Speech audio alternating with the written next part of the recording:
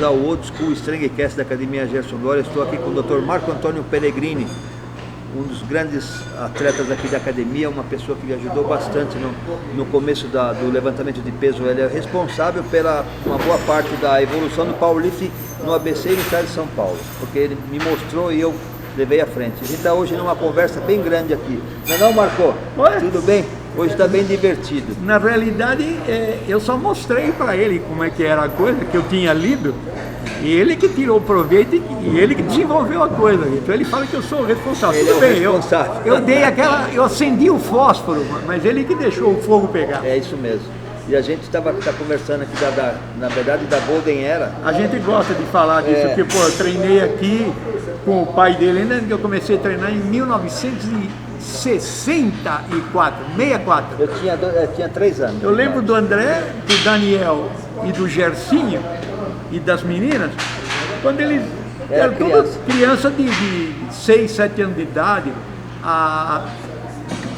A Andréia, eu lembro que segurava ela pelos bracinhos assim, balançava, ela devia ter uns 2, 3 anos.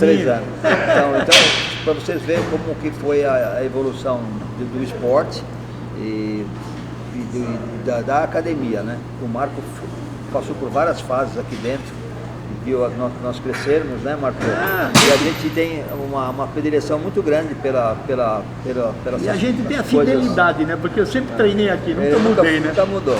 E quando ele vem aqui, a primeira coisa que começa a falar, eu não paro mais, porque é o que eu vou lendo, eu vou guardando vai lembrando. E vou mostrando para ele. Pior que ele sabe o que eu estou falando. Ele fala, eu falei o nome do médico agora, lá de 1960, Eric Darden. Ele falou, não é esse nome. É Ellington Darden. Ele sabia o nome. Então, para vocês verem, porque eu vejo quando eu considero ele uma enciclopédia. Então, para mim, eu baseio bastante no que ele fala e vou mostrando para as pessoas aí no canal, que vocês vão ver. O que a gente percebe é que, apesar de ter passado todo esse tempo e o pessoal ter essas novidades, tem o HIIT aí, que é o High Intensity, treinamento com alta intensidade, não sei o que, você começa a pegar, ele mesmo me tem umas revistas que ele me mandou, que era do pai dele, de 1940 e pouco, tem uma que é de antes de eu nascer, você vê que no fim das contas, a ideia é a mesma, com outros nomes, né? O pessoal treinava, é isso que tem.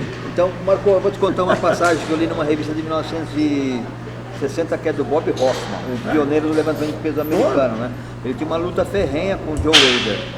E ele tinha um produto chamado Energol. Energol. Está lá o assunto que era o Energol. E o Wader fez o Enertol. Então, o primeiro suplemento, na verdade... Olha de germe de trigo, é isso? Não, mas você não sabe o que eu li, que eu fiquei... Não, é mentira. Eu falei, não é mentira, não é possível. O cara, um parente do Bob Hoffman, forte também, treinava, ele foi até uma fábrica de tinta procurar um emprego. E chegou lá e viu uma montanha, assim, de um farelo, o cara recolhendo, que era o trabalho que ele ia fazer. Para prensar e fazer o óleo. Ele falou assim, pô, mas o que é isso aqui? Vocês usam esse produto para quê? É um subproduto, isso aqui nós usamos lá dentro, é soja, nós usamos para mexer na tinta, o negócio lá, para endurecer a tinta, e isso aqui vai para fora. E vai para onde? Vai para os boi. E era o serviço dele. Ele encheu o saco, pôr no caminhão e levar. Quando ele chegou na fazenda, falou, pô, se o boi come isso, falou pro Bob Hoffman. Ele fez um produto de soja que dava pro bodybuilder daquela merda lá que era da tinta. E depois eles fizeram de germe de trigo. Germe de trigo.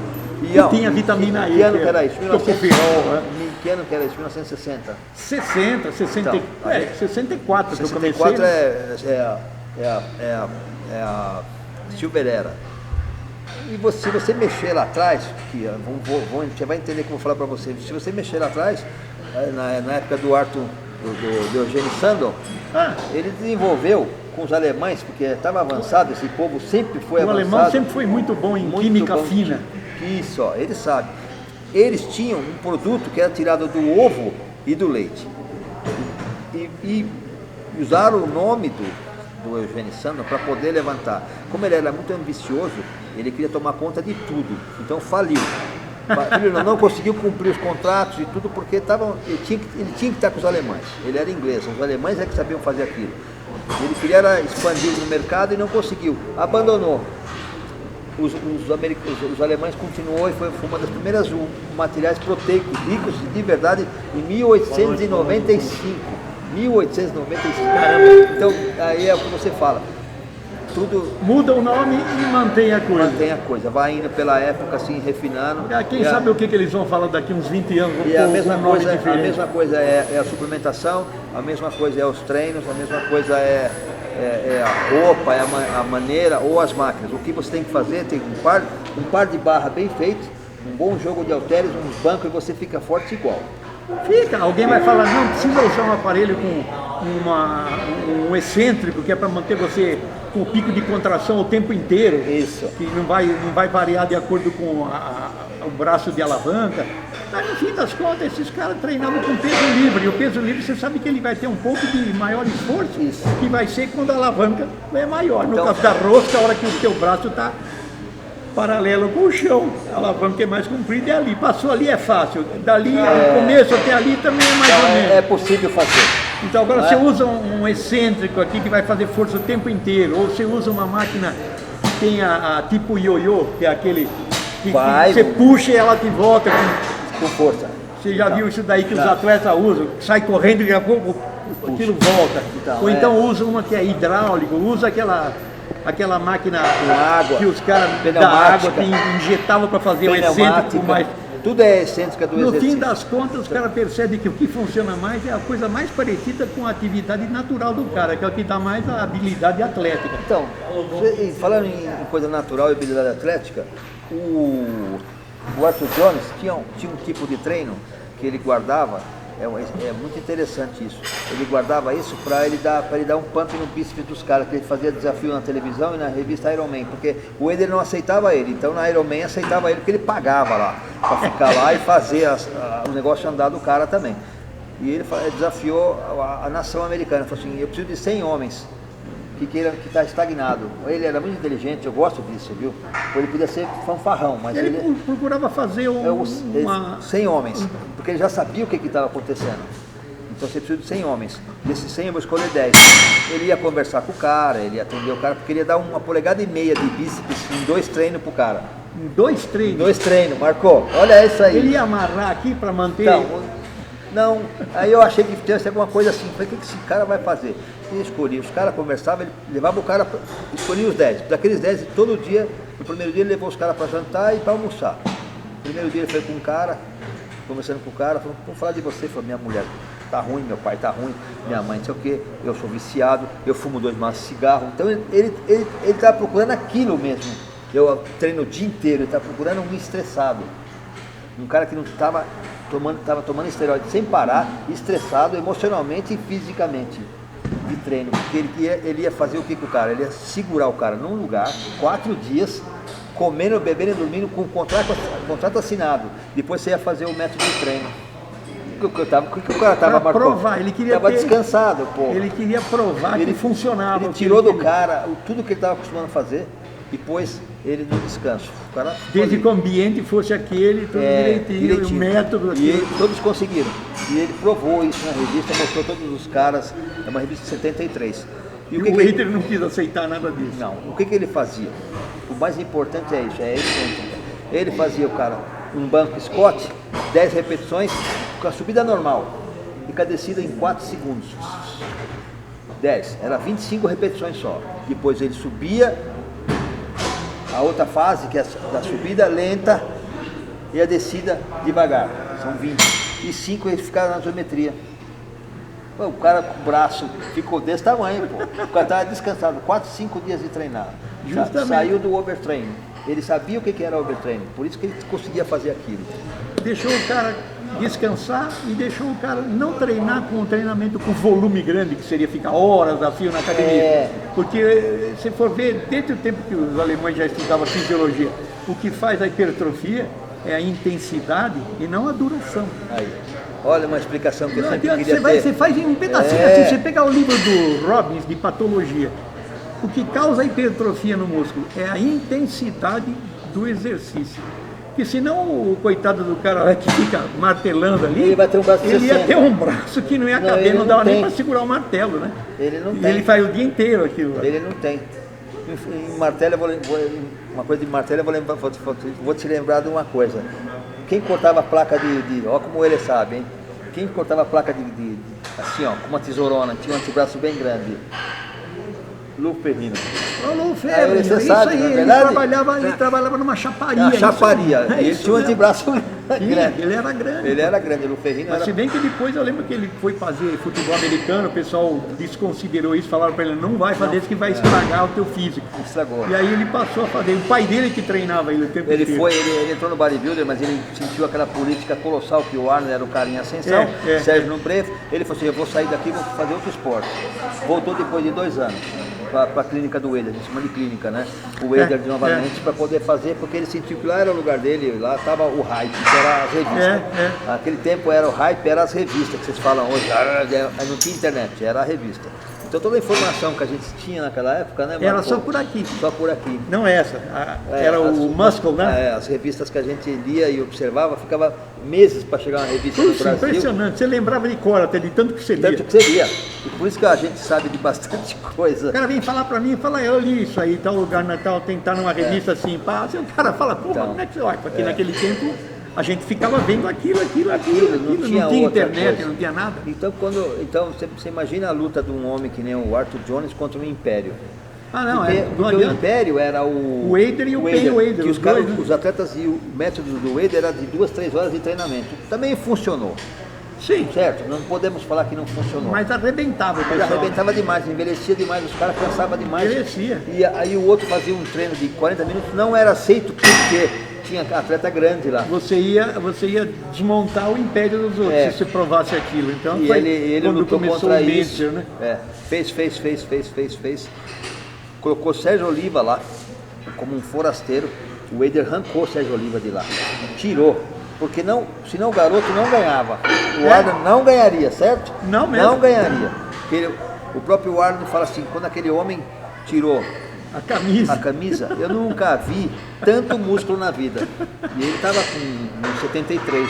Ele sabia que não ia ganhar o Mr. Olympia. Ele falou, o Sérgio Oliva veio de Cuba, fugido. E ele lá trabalhava como cortador de cana. Então, e aqui ele veio trabalhar numa fundição.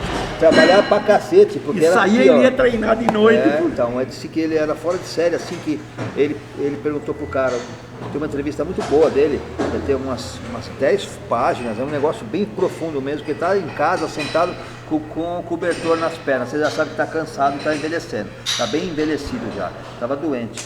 O cara falou assim, quem era Sérgio Oliva naquela época? Ele riu assim na revista, kkkk assim na matéria, eu achei demais. Você aperta o botão, traduz, hoje é uma maravilha. Aí ele falou assim, quem era Sérgio Oliva? Você imagina um homem com esse físico, com essa cintura, você está vendo nessas fotos aqui, com uma camisa verde, cheio de ouro e um carro verde, andando por Chicago, atravessando os farol em vermelho, porque ele já era Sérgio Oliva. Então, ninguém queria um preto, não, cubano, e ele virou policial, né? E numa época difícil para os Estados Unidos devido a Cuba, que virou os mísseis para cá, para Miami, porque era super difícil para ele tentar se encaixar. E um dissidente, e um forasteiro mais legal um forasteiro do Arthur Jones, foi o que ele falou. Eu era Arthur Jones incrível. Depois, quando eu saí de lá, fiquei 2 anos treinando com o Arthur Jones, eu passei a treinar em Chicago no ginásio do Bob Guerra. Olha, você sabe, olha lá, viu? É lá mesmo. Bob Guerra, ele chegou a fazer circuito. PH, Peripheral Heart Action. Ação cardíaca periférica. Puta, ele era inteligente, aquele cara mesmo. O Bob Guerra, ele estudou um tempão, fez. Então, pra mim, ele foi percursor. Treinava os caras no levantamento olímpico. Isso. Morreu agora. Duncan Jim. Duncan. É um Duncan, é um ginásio Duncan, isso mesmo. Isso mesmo. Ele falou que preferiu ir lá com ele. Só que ele saiu de onde estavam aquelas máquinas, aquelas coisas, e resolveu seguir o método do local, que era esse método periférico. Ele fazia um circuito. Em espanhol eles chamam de tandas. E são os circuitos. E o cara treina vários músculos, variando sempre de um músculo. Segundo eu li numa revista antiga, aquela que vinha da Argentina, não lembro o nome da revista. Você sabe qual é? Músculo de força. Força. Apolo? Apollo. Apollo. Então, e tinha um argentino que fazia o PHA, que era Peripheral Heart Action, que é ACP, Ação Cardíaca Periférica. Funcionava. Funcionava, só que é duro de aguentar, André. É aeróbico, mas é com peso. Inclusive isso aí dá sobrecarga, que nem o pessoal que faz crossfit. Por isso que a gente tem que pensar. Ele falava assim, você treina um músculo grande, em seguida você treina um músculo pequeno, não, em seguida, mesmo sai de um, vai para o outro. Um músculo pequeno distante daquele. Então, por exemplo, ele faz o peito e depois vai para a panturrilha. Então essa minha pergunta, ele encerra-se o peito ou ele volta para o peito? Ele termina o músculo do peito? Não, ele faz o peito e depois ele vai para a panturrilha. Depois ele volta pro peito? Ele faz 12 exercícios seguindo. Tá, Aí depois ele volta de novo no peito e vai. De novo, ele não faz a série do peito. Eu consegui fazer 2 dessas. Eu experimentei na academia quando era seu pai ainda. 2 rodadas você já ficava. Então isso é um aeróbio. Ele é um aeróbico e ao mesmo tempo meio anaeróbico, porque cada vez que você usa um aparelho ou faz uma coisa com um peso, você está passando do aeróbico. Você está mantendo o teu coração o tempo inteiro numa frequência muito alta. Então chega uma hora que você está fazendo força e o teu coração está brigando contra um músculo apertado. Isso é ruim, porque dá hipertrofia no ventrículo. Depois você está cheio de ver nego morrendo de hipertrofia ventricular, que os caras começam a ter. É muito. O cara tem fibrilação atrial, que nem o Jesse Marundi e outros caras. Existia um cara chamado Steve Michalik. Steve Michalik, isso aí. Alto pra caramba, um negócio enorme. Ele era considerado fantasma, porque ele era um cara que era... Ele era do Dan Luri, né? Ele era apto a quanto mais melhor o esteroide. A gente vai entrar numa parte do esteroide para conjuminar o coração, o ventríloco, com o excesso de esteroide daquela época. Porque eles estavam experimentando, ninguém fala. Então, o Oliva disse que era o campeão do Dianabol. Aí, ó. O cara, ele mesmo falou. Eu ia falar isso agora. Eles faziam um uso, tem relatos de bodybuilders fazendo o uso de 100 comprimidos de Dianabol por mês? Não, dia. Marcou. Quanto tempo tá comendo como se fosse fazer sabe quem é o cara? Você sabe quem é? Peraí, você sabe quem é? Peter Grinkowski. Pete Grinkowski, dono do Gold's Gym World. Isso. Sabe O Grinkowski, ele fazia parte de um projeto de uma universidade lá que estava testando isso aí com ele. É verdade. Ele usou inclusive um outro tipo de anabolizante. Como é que chama? 100 comprimidos, Marcou. Cadê o fígado do cara? Eu lembro que ele era o campeão do desenvolvimento no banco inclinado da 45. Ele era o bom de inclinado Ele mesmo. Usava 70 quilos cada mão. Hoje em dia tu não usa mais, mas ele fazia 8 ou 10 dessas daí. Era forte. E o supino E inclinado ele chamava ele de o senhor deltoide de bala de canhão. Certo. Cannonball Delts. Viu, Marcou? E o uso era exagerado já. Eles estavam experimentando e as experiências estavam acontecendo. Eles perderam a mão desde o Bob Hoffman, que foi naquele ginásio da York Bardo, que começou a dar esteroide para os atletas competirem lá fora no levantamento olímpico contra os russos. Os russos usavam mesmo, sempre usavam. Eles perderam a mão ali e aquilo foi dizimando entre os bodybuilders e pronto. Faziam experiências excessivas, de toneladas. A molecada nas universidades, que onde eles treinam para jogar basquete ou beisebol, ou mesmo levantamento, é rotineiro o uso de anabolizante. Tanto é que vi um artigo, já passou aí nesse History Channel, Discovery, que o cara ficou não sei quantos anos, ele se fez passar por comprador, porque ele era do FBI. Ele conseguiu arrebanhar o negócio, até que ele conseguiu brecar a coisa, mas não para. Então, eu vou falar uma coisa para você, que eu li, né? 2 milhões de pessoas usam esteroide na América sem treinar. Isso! Porra, caralho, 2 milhões de pessoas... Só por causa de achar que vão ficar maiores. Maiores, eles nunca puseram a mão no peso. Peso. Então isso está enraizado na cultura devido a esses excessos do passado lá, atrás que os caras quiseram experimentar. Perderam a mão. Escuta uma.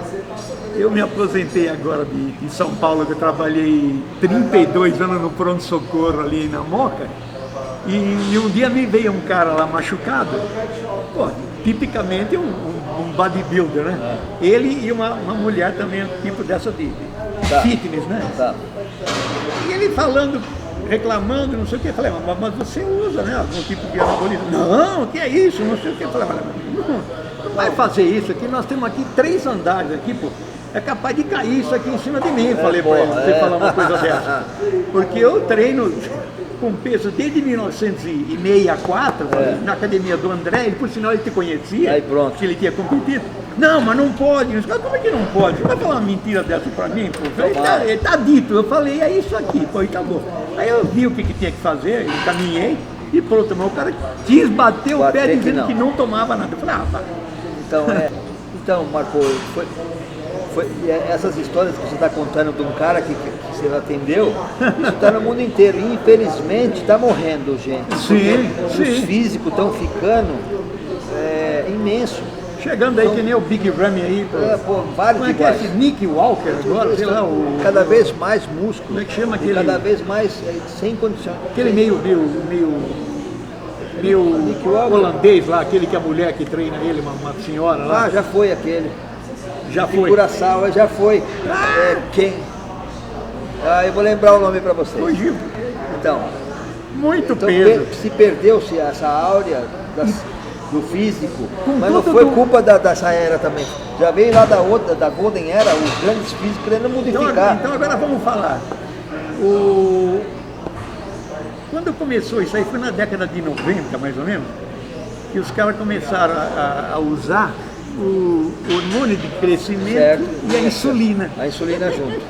Isso aí quem entrou foi o Steve Michalik, aquele croata lá. Eu sei quem Sabe é. quem é, né? O Misto. Milho Sarcev. Milo Sarcev, Ele porque tinha- ele tinha uns parentes que eram médicos e falaram para ele, o maior anabolizante que existe é a insulina. Pronto. É o que mais arrasta tudo para dentro da célula, arrasta a glicose. Só que Você esquece precisa. que arrasta a tua Só morte que os também. caras falaram, mas vamos arrastar a glicose e vamos arrastar os aminoácidos também junto, e toma junto e vai.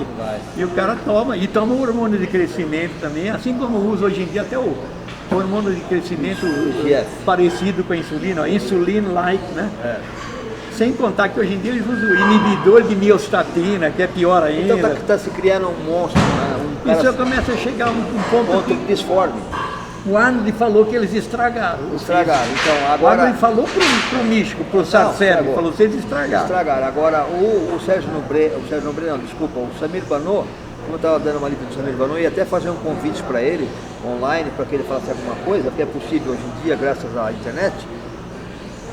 Ele falou assim, vocês perderam a linha, cadê a cintura de vocês, cadê a beleza física, vocês não conseguem correr, a gente treinava feliz da vida, eu não tenho vontade de vir aqui mais na competição, e vários deles não vão, e são lutadores ferrenhos, voltem para trás. Eram atletas. Eles eram no tempo atletas. do teu pai, Eles faziam- teu pai corria 10 quilômetros, Eles eu faziam lembro muito bem. Eles faziam uso de esteroide nessa época do Samir Banot, fazia. Sim, mas eles eram atletas. Não, sabe o que ele falou? Nós usávamos de 2 a 3% do que vocês usam hoje. Porra, Marco, tinha um baita dos Acabou, físicos. né? Acabou. É isso aí, pessoal. Esse é o Dr. Marco Antônio Pellegrini, um aluno muito especial, um ente querido nosso aqui, da minha família. O André é meu amigão aqui, E a família toda, desde o pai, a eu fiquei mãe, muito tudo contente conhecido. com esse encontro e eu vou prometer para vocês, uma hora que der certo, a gente fazer um melhor, né? Fazer um super encontro mesmo para vocês conhecer mais histórias. E com esse aqui eu consigo desenvolver as histórias porque ele conhece ela. Bem-vindos ao Old School Strongcast. Se vocês gostarem, deixa seu like. Se vocês querem Marco mais uma vez no canal, deixa seu positivo aí. Um abraço. É isso aí, Marco. Um abraço aí para vocês aí, obrigado, viu? Obrigado pela oportunidade de falar. Que viu? isso, falamos mesmo. Tem muito mais para falar.